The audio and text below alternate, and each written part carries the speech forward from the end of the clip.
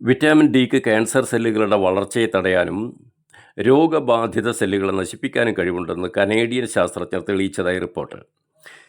ഇതിനെക്കുറിച്ച് ഗവേഷണം നടത്തിയ ഡോക്ടർ സെഡ്രിക് ഗാർലൻഡ് 2025 സെപ്റ്റംബറിൽ ആക്ട മെഡിസിനാലിയ എന്ന ജേണലിലാണ് ഈ പഠനം പ്രസിദ്ധീകരിച്ചിരിക്കുന്നത്.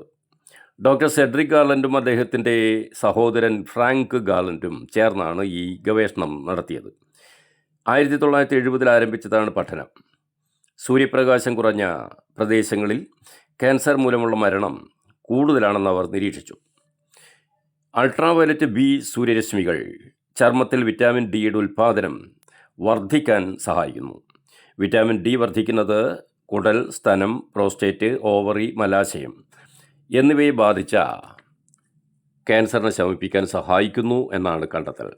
സൂര്യപ്രകാശവും വിറ്റാമിൻ ഡിയും കുടൽ ക്യാൻസർ കുറയ്ക്കാൻ സഹായിക്കുമോ എന്ന പേരിൽ 1980 അവർ ഇരുവരും ചേർന്ന് ഇൻ്റർനാഷണൽ ജേണൽ ഓഫ് എപ്പിഡെമിയോളജി എന്ന ജേണലിൽ ഒരു പ്രബന്ധം പ്രസിദ്ധീകരിച്ചിട്ടുണ്ട്.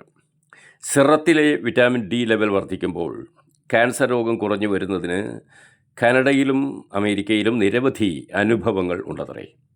വിറ്റാമിൻ ഡി സപ്ലിമെൻറ്റുകളും മിതമായ തോതിൽ സൂര്യപ്രകാശവും ഉണ്ടെങ്കിൽ ക്യാൻസർ ശമനം ദ്രുതഗതിയിലാകുമെന്ന് ഡോക്ടർ ഗാർലൻഡ് പറയുന്നു. ട്യൂമറുകൾ വളരുന്നത് തടയാൻ വിറ്റാമിൻ ഡിക്ക് കഴിയും.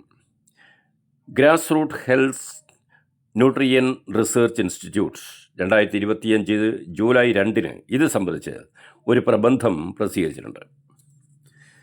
From sunlight to science, how doctor Cedric Garland helped paved the way for health independence with vitamin D എന്നാണ് പ്രബന്ധത്തിൻ്റെ പേര്.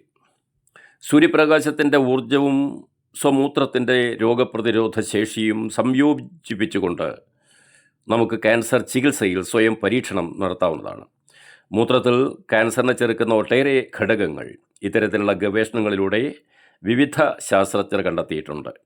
Urea, uric acid, melatonin, anti neoplaston, CDA2, H11, DHEA, methyl glyoxal, vitamin C, vitamin B17 തുടങ്ങിയ മൂത്രഘടകങ്ങൾ ക്യാൻസറിനെ ചെറുക്കാൻ ശേഷിയുള്ളതാണ് എന്ന് തെളിയിക്കപ്പെട്ടിട്ടുണ്ട്. മൂത്രത്തോടൊപ്പം സൂര്യപ്രകാശം കൂടി നൽകിയാൽ ക്യാൻസർ ശമനം ദ്രുതഗതിയിലാകേണ്ടതല്ലേ? രാവിലെ 9 മണിക്ക് മുമ്പും വൈകിട്ട് 4 മണിക്ക് ശേഷവുമുള്ള സൂര്യപ്രകാശം ഗുണകരമാണ്. പക്ഷേ ഈ സമയത്ത് വിറ്റാമിൻ ഡിയുടെ ഉൽപ്പാദനം സാവധാനമായിരിക്കും. അപ്പോൾ കൂടുതൽ സമയം വെയിൽ കൊള്ളേണ്ടി വരും. എന്നാൽ ഈ സമയങ്ങളിൽ വെയിൽ ഹാനികരമല്ല.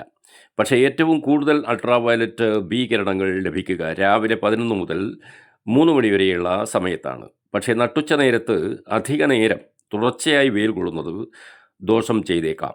എങ്കിലും അരമണിക്കൂർ വരെ ഈ നേരത്ത് വെയിലേൽക്കുന്നത് ദോഷം ചെയ്യുന്നില്ല. വിറ്റാമിൻ ഡി ഉൽപ്പാദനം ഈ നേരങ്ങളിൽ കൂടുതലായി ഉണ്ടാകും. നന്ദി.